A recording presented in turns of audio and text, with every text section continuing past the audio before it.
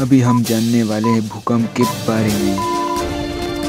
Hello मेरे देश के सभी देशवासी, आप सभी का इस चैनल में स्वागत करता हूं।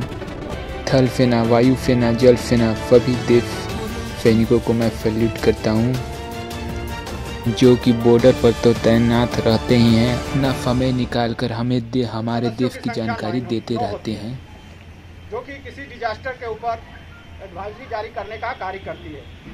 पास के लोगों को कैसे बचाना है, उन चीज़ों के बारे में हम अगर अभी तक आप चैनल को सब्सक्राइब नहीं किए होंगे तो सब्सक्राइब कर लीजिए और अच्छे इंटरटेनमेंट वीडियो और इन्फॉर्मेशन वीडियो आपके साथ लाता रहूँगा दोस्तों। जय हिंद। अब आगे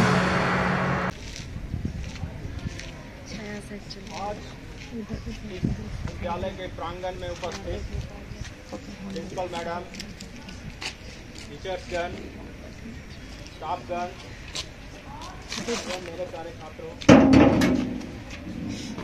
मैं उप निरीक्षक कार्यपालक राजीव कुमार, तृतीय वाहिनी राष्ट्रीय आपदा मोचन बल व अपनी पूरी NDRF की टीम, साथ ही साथ हमारे राकेश पांडे सर, नगर सेना व उनकी टीम की तरफ से आपका हार्दिक स्वागत एवं अभिनंदन करता हूं।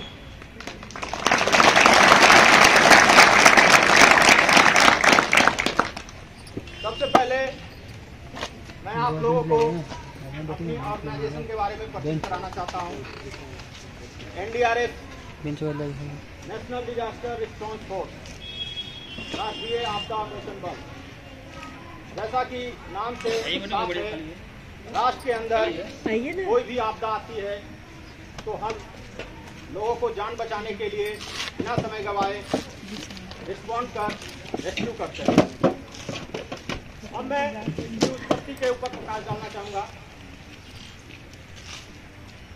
सन 1999 अक्टूबर, सुपर साइक्लोन उड़ीसा, इसमें लाखों लोगों की जान मान की हानि हुई थी। इतने बड़े पैमाने पे जान मान की हानि होने के बाद सरकार ने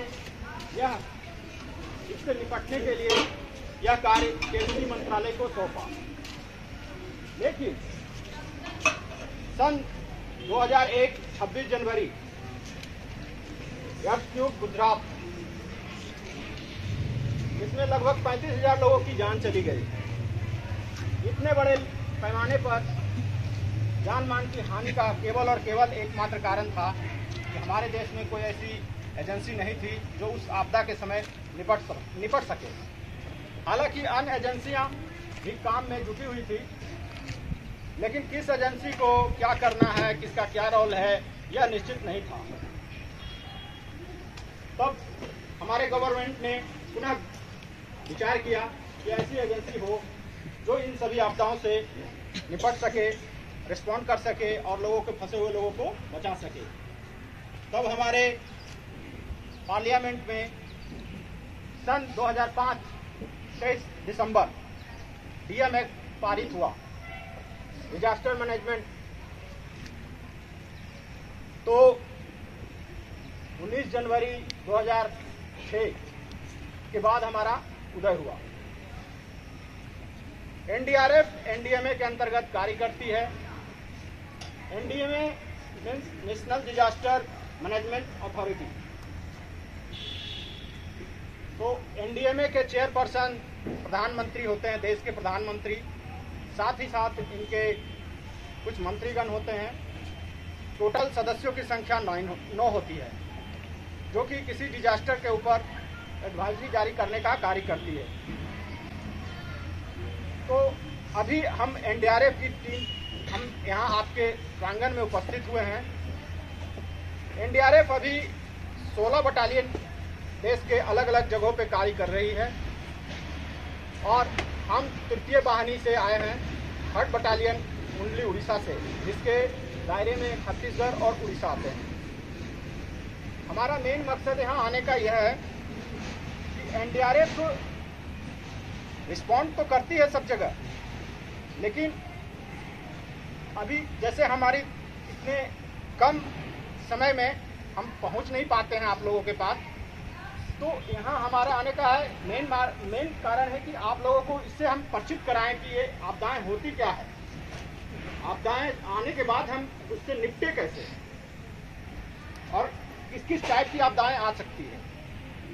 तो आज हम इन सभी कार्यक्रमों को आप लोगों के सामने प्रस्तुत करेंगे, बारी बारी से आपको इनके बारे में बताएंगे, साथ ही साथ इसको डेमो करके आपको दिखाएंगे। तो आगे का मैं इस क्लास को चलाने के लिए या आगे का जो भी है प्रोग्राम वो मैं आगे का SI एग्जीक्यूटिव उप निरीक्षक कार्यपालक रमन कुमार साहब को आमंत्रित करता हूं आगे के आपका क्लास लेंगे।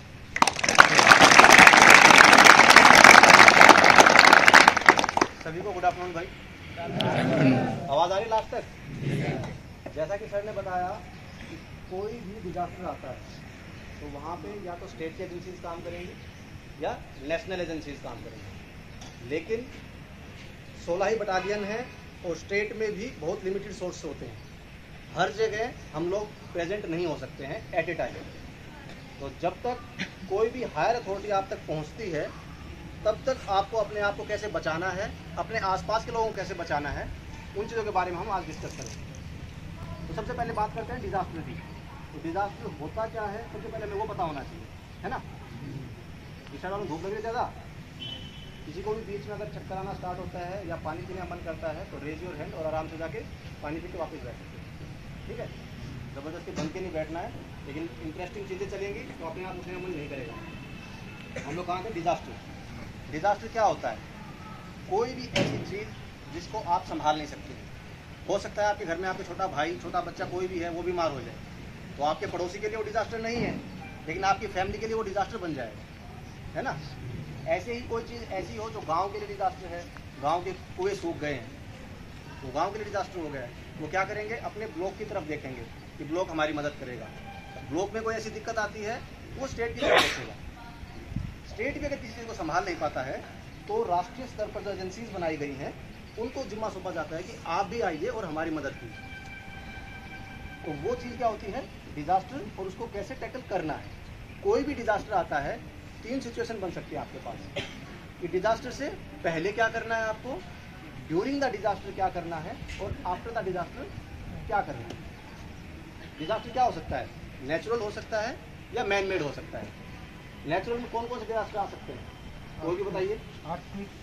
Very good. इसके अलावा जो ऐसी चीज जो आप नहीं बना सकते हैं, प्राकृतिक चीज है ना, प्राकृतिक आपदा बोलते हैं जिसे। तूफान आ सकता है, सुनामी आ सकती है। सबसे पहले अर्थक्वेक का नाम लिया गया, तो चलो अर्थक्वेक से स्टार्ट करते हैं, ठीक है।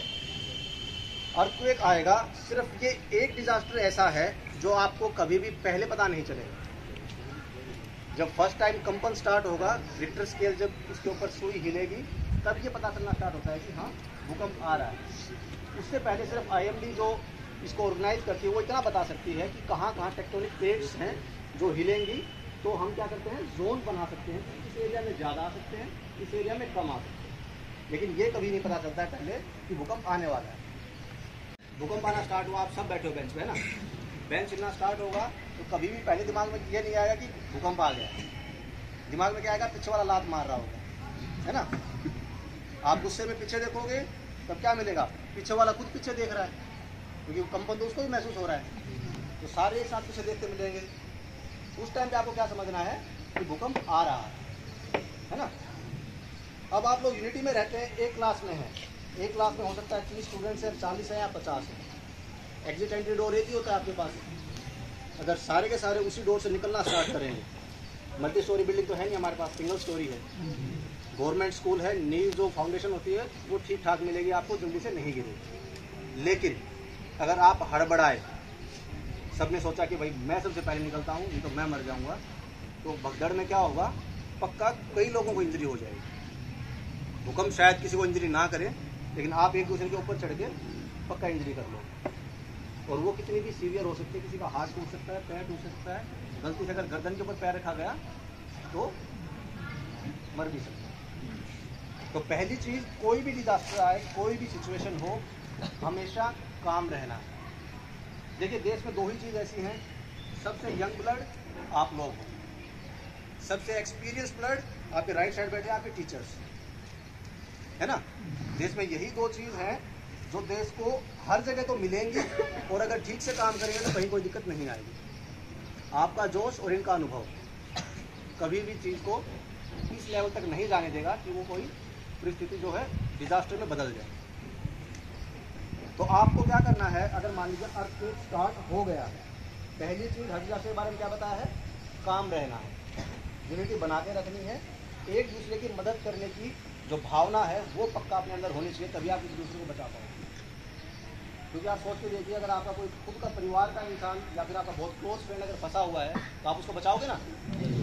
तो सबसे पहली चीज़ क्या होगी, भूकंप आ गया, स्टार्ट हो गया, स्टार्ट होते ही आप क्लास के अंदर हैं, जो सबसे आगे वाली रो वाले हैं वो हो सकता है जल्दी से बाहर निकल जाएं, लेकिन पीछे वाले नहीं निकल पाएंगे। दो चीज़ें हैं ऐसी जो आप कर सकते हैं, टीचर्स और स्टूडेंट्स बोथ। आप लोग तो सब बैग लेके आते हैं, कुछ ऐसा हो सकता है भाई मान लो बैग नहीं लेके आए हैं, या किसी और दूसरे दोस्त के पास बैठे हैं तो उनके पास उस टाइम पे बैग नहीं है, लेकिन हाथ तो सबके पास है ना।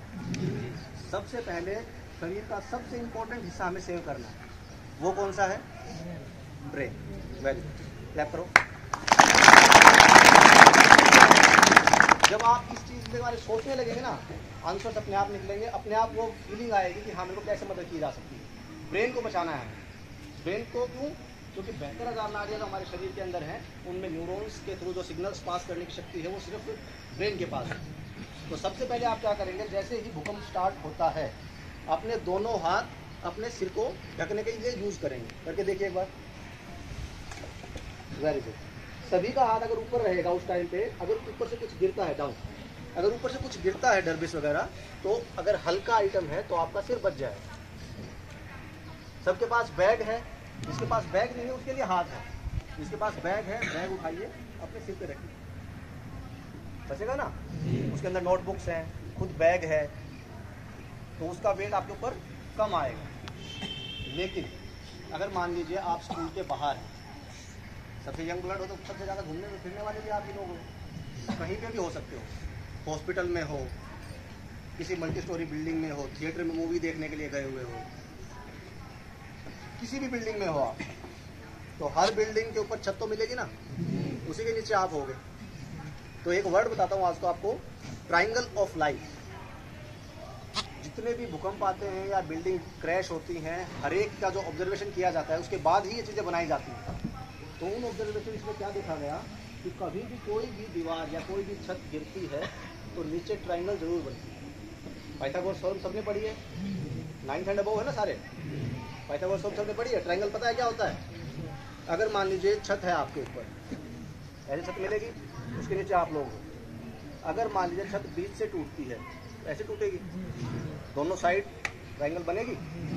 अगर मान लीजिए एक साइड से गिरती है, ये छत है इस साइड से गिर गई तो इधर ट्राइंगल बनेगी, और अगर इधर गिर गई तो इधर ट्राइंगल बनेगी। तो कहीं भी छत गिरेगी तो ट्राइंगल पक्का बनेगी ही बनेगी।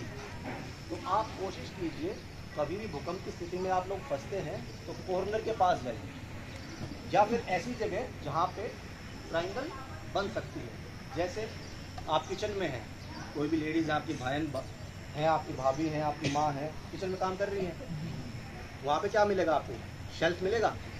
मान लीजिए ये शेल्फ है, अब इसके ऊपर अगर कोई दीवार गिरती है तो वो ऐसे गिरेगी ना, तो ये वाला हिस्सा है ये खाली रहेगा। आप स्टडी टेबल पे बैठे हैं तब भी यही होगा, आप किसी स्टेयर केस के पास हैं तब भी यही होगा। तो कहीं भी आप रहिए तो ट्रायंगल ऑफ लाइफ को अपने दिमाग में रखिए। आप अगर वहाँ पे घुस जाएंगे तो 101% है आपकी जान पक्का बचेगी। आपके साथ घर में छोटा बच्चा है, उसको लेके उधर जाइए। आप किसी थिएटर में हैं, मॉल में हैं, तो पब्लिक को इसे अवेयर कर सकते हैं। जब भगदड़ मस्ती है तो उस टाइम पे आपकी आवाज़ में इतना दम होना चाहिए कि एटलीस्ट आपके जो आसपास 5-7 आदमी हैं उनको तो आप बता सको, है ना। तो वो चीज़ पक्का कर रही है। तो हमने क्या देखा अब तक, डिजास्टर क्या है। नेचुरल डिजास्टर में सबसे पहले आप लोगों ने क्या वर्ड यूज़ किया था, अर्थक्वेक। इससे कैसे बचना है। दूसरी सबसे कॉमन चीज़ जो आपके चारों तरफ हमेशा दिखाई देगी, एक्सीडेंट। रोड पे निकलते हैं हम लोग, कहीं भी चले जाओ, आपकी गलती की वजह से या किसी और की गलती की वजह से एक्सीडेंट बहुत नॉर्मल चीज़ है। हमारे देश में लगभग लाख से 1.25 लाख आदमी हर साल सिर्फ एक्सीडेंट्स की वजह से मर जाते हैं। कैजुअलिटीज़ तो रहेगी, जो माइनर कैजुअलिटीज़ है वो तो अलग बहुत ज़्यादा है। आप लोग में से बाइक कौन कौन चलाता है? किसी को चलानी आती है बाइक? एक के पास भी लाइसेंस नहीं होगा है ना? लाइसेंस किसके पास है? किसी के पास है? चलानी किसने सिखाई? अपने आप से। कोई ट्रेनिंग स्कूल्स नहीं है ना? यही बेसिक रूट्स हैं जो एक्सीडेंट करवाती हैं। हो सकता है आप में से 100 लड़कों में से 95 ऐसे हों जो बहुत अच्छी बाइक चलाते हैं, लेकिन 5 तो पक्का ऐसे मिलेंगे जिनको चलानी नहीं आती है। आप ये मान के चल लीजिए 100 के 100 को अच्छी आती है, लेकिन जो रोड पे चल रहे हैं पहले से, आप तो फिर भी एजुकेशन ले रहे हैं, तो सेंस ऑफ रिस्पॉन्सिबिलिटी धीरे धीरे डेवलप होती है। लेकिन जो पढ़े लिखे नहीं हैं उन्होंने भी तो सीख रखी है। भाई आप भी नहीं गए ट्रेनिंग स्कूल्स में, वो भी नहीं गए, वो भी जैसे आपने सीखे वैसे उन्होंने भी सीख ली है। तो रूल्स तो पता ही नहीं है। आप रोड पे निकलोगे, बहुत बार ऐसा मिलेगा आपको, और मिला भी होगा, किसी ने इंडिकेटर दे दिया राइट साइड में, राइट मुड़ ही नहीं रहा है, वो जाएगा लेफ्ट साइड। जैसे ही आप उसको देखो, आपने राइट का इंडिकेटर उसने दिया है, आप क्या सोचोगे? चलो लेफ्ट से निकलता हूँ इसके। जैसे लेफ्ट से निकलना स्टार्ट करोगे, वो लेफ्ट जाएगा भाई साहब। रुकवा के पूछोगे आप उससे कि भाई आपने इंडिकेटर तो राइट का दे रखा है, तो जवाब क्या मिलेगा? भैया आप हॉर्न बार बार दे रहे थे, मेरे को लगा कि आपको निकलना है, तो मैंने आपके लिए इंडिकेटर दिया, निकल जाओ राइट साइड। ऐसे ऐसे इंसान मिलते हैं रोड पर, उनका क्या करोगे बताओ? तो हमें क्या रखना है? खुद का ध्यान रखना है। जैसे जैसे समय बीतता जा रहा है, वैसे वैसे मनुष्य का जीवन कठिनाइयों से बढ़ता ही जा रहा है। जो भी करना चाहते हैं सावधान होकर करिएगा। भारत कहो या हिंदुस्तान, इसमें बसती है हमारी जान। भारत कहो या हिंदुस्तान, इसमें बसती है हमारी जान। दर्शकों से मेरा निवेदन है कि अपना देश का नारा चैट में जरूर लिखिए। शुक्रिया।